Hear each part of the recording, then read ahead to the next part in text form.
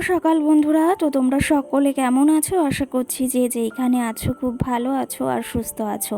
আজ নতুন একটি ভিডিও তোমাদের সকলকে অনেক অনেক ভালোবাসা জানাই। আজকে হলো শুক্রবার আর এখন ঘড়ি কাটাতে সময় হয়েছে ওই সকাল 8টা মতো। তো আজকের ব্লগটি আমি সকাল 8টা থেকেই শুরু করছি তোমাদেরকে সাথে নিয়ে। আশা করি আজকের ব্লগটি তোমাদের খুব ভালো লাগবে, তো চলো দেখতে থাকো।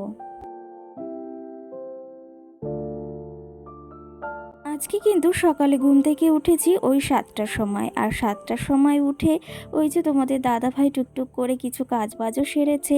আর অন্যান্য দিন যেহেতু আমার শরীর ভালোই থাকে, সেহেতু আমি ওই যে ভোরবেলা উঠেই কাজগুলো সারি।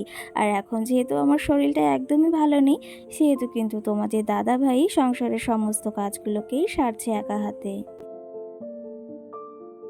সত্যি কথা বলতে ওই যে আমি বিছনাতে শুয়ে রয়েছি আর ওই যে যে সমস্ত কাজগুলো সারছে, আর আমার দেখে না ভীষণ কষ্টও হচ্ছে যে আমি শুয়ে রয়েছি আর ও ওই সংসারে কাজগুলো করছে। কিন্তু কি জানো তো, শরীরটা একদমই চলছে না, বিছনা থেকে ওঠার ওই যে ক্ষমতাটাও নেই। যদিও জ্বরটা এখন কমেছে, কিন্তু ওই যে মাথাটা ঘোরাচ্ছে আর শরীরটা যে এত পরিমাণেই দুর্বল, সেটা হয়তো তোমরা দেখেই বুঝতে পারছো। এই জন্য না সকাল সকাল একটু চা বানিয়ে খেয়ে নিচ্ছি বিস্কুট দিয়ে, তাহলে একটু অন্তত ভালো লাগবে। আর সংসারের কাজগুলো যদি পারি একটু টুকটুক করে সেরে নেব। আর এইদিকে দেখো মাম্মামও কি করছে, খেলা করছে কিন্তু বসে। ওকে নিয়েও না বেরোতে পারছি না, আর ওর পাপা ওই যে কাজে ব্যস্ত, সেই জন্য ঘরে বসে ওই যে খেলা করছে একা একা।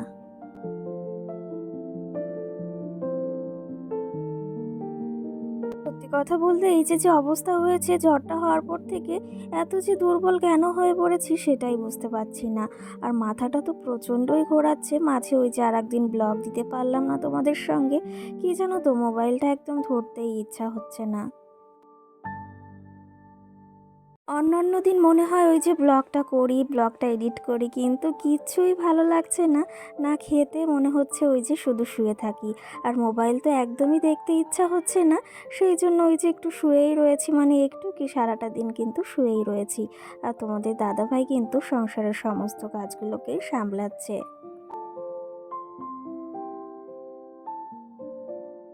সত্যি কথা বলতে আমাদের হয়তো দামি বাড়ি গাড়ি কিছুই নেই, কিন্তু এই যে যে মানুষটা আমাকে এতটা ভালোবাসে, এর থেকে একটা মেয়ের কাছে কী বা চাওয়ার আছে বলো তো। এইটুকুই কিন্তু একটা মেয়ে চায়, আর এটা পেয়ে কিন্তু আমি অনেকটাই ভাগ্যবতী। এই যে আমরা প্রত্যেকে যদি মুখে প্রকাশও না করি, কিন্তু মনে মনে চাই আমাদের স্বামীটা যেন আমাদের মনের মতন হোক, সে আমাকে বুঝুক বা সবসময় বোঝার চেষ্টা করুক। সেটাই কিন্তু তোমাদের দাদা ভাই বেশ বোঝে। আর সত্যি কথা বলতে এটা দেখে কিন্তু ভীষণই ভালো লাগে। আর এইদিকে তোমাদের দাদাভাই হচ্ছে রান্না করবে, তার জন্য কিছু সবজিও কেটে দিচ্ছি। ভেন্ডির তরকারি করবে, মাছ এনেছে বাজার থেকে। আর এইদিকে সঙ্গে বললো একটু পটল ভাজাও করব। তার জন্য ওই যে বসে বসে একটু টুকটুক করে সবজিটাও কেটে দিচ্ছি। এই যে যে প্রচণ্ড গরম পড়েছে, আর তোমাদের দাদাভাই তো কাজে একদমই যেতে পারছে না। আর কাজে না গেলেও কি করে হবে বলো তো, সংসারটাও চালাতে হবে। কিন্তু কাজে ওই যে যেতেও পারছে না। বাড়ি এই যে আমাকে দেখবে না মেয়েকে দেখবে, নাকি ওই যে কাজে যাবে বলো তো। সেই ক্ষেত্রে ওই যে একবেলা কাজে গিয়েছিল, আর তারপর থেকে না কাজেই যেতে পারছে না। কারণ ওই যে যে আমি বিছনা থেকে একদমই উঠতে পারছি না, ওই যে একটু উঠলেই না, একটু বসে থাকলেই না প্রচণ্ড মাথা ঘোরাচ্ছে। সেই জন্য ওই যে না বাড়িতেই রয়েছে। আর এদিকে একটু দেখো তরমুজ কেটে নিলাম। তরমুজটা খেতে না ভীষণই ভালো লাগছে, জল জল রয়েছে না। আর ওটা খেতে আমার কিন্তু ভীষণই ভালো লাগছে। তোমাদের সঙ্গে কয়েকদিন ধরে একদমই ঠিকঠাক ব্লগ শেয়ার করতে পারছি না, ওই যে অসুস্থতার কারণে। আশা করি তোমরা আমার পাশে থাকবে আর অবশ্যই সাপোর্ট করবে। আর এদিকে না বিছনা চাদরটা একদমই এলোমেলো হয়ে গেছিলো, সেটাকেও একটু ঠিক করে গুছিয়ে নিলাম। আবার না একটু পরেই আবার শুয়ে পড়বো, কারণ একদমই মাথার ভেতর ভালো লাগছে না। যখন ওই যে মাথা ঘোরানোটা একটু কমছে বা শরীরটা একটু ভালো লাগছে, তখন ওই যে তোমাদের দাদাভাইকে একটু হাতে হাতে কাজও সেরে দিচ্ছি। আর ওই যে মাম্মামকে তো খাওয়াতে হবে, তোমাদের দাদাভাই না মাম্মামকে খাওয়াতেই পারে না। সেই ক্ষেত্রে না ওই যে আমার যত কষ্টই হোক না কেন, মাম্মামকে কিন্তু উঠে আমাকে খাওয়াতেই হয়। এই এইদিকে কিন্তু বিছনাটাকেও অনেকটা কষ্টের পর গুছিয়ে নিয়েছি। সত্যি কথা বলতে বিছনাটা গোছাতে আজকে প্রচুরই কষ্ট হয়ে গেছে। একটু পরে আবার যা তাই অবস্থাই হয়ে যাবে কিন্তু।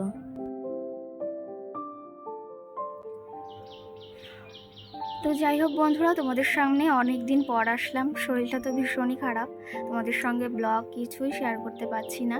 ভাবলাম যে আজকে একটু ব্লগ করা রয়েছে, সেটু একটু মানে ছাড়া যাক, তোমাদের সঙ্গে শেয়ার করা যাক। শরীরটা এখনও একদমই ভালো হয়নি, সেটা দেখে তো হয়তো বুঝতেই পারছো। একদমই শরীরটা খারাপ, গলার হাড়টা সব বেরিয়ে গিয়েছে এখান দিয়ে।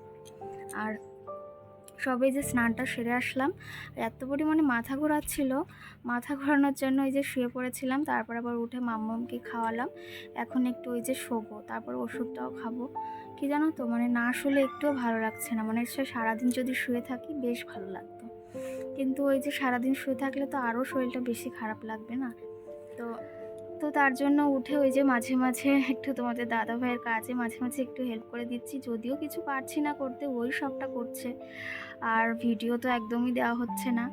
আশা করি এরপর থেকে দেওয়ার চেষ্টা করব, কিন্তু ওই যে দিতে পারবো কিনা সেটাও বলতে পারছি না। তোমরা তো দেখেই বুঝতে পারছো আমার চোখ মুখের অবস্থা। সত্যি কথা বলতে আমার ক্যামেরা ধরার অনেক ক্ষমতাও নেই, এত গা হাত পা কাঁপছে, আমার ক্যামেরাটাও কাঁপছে।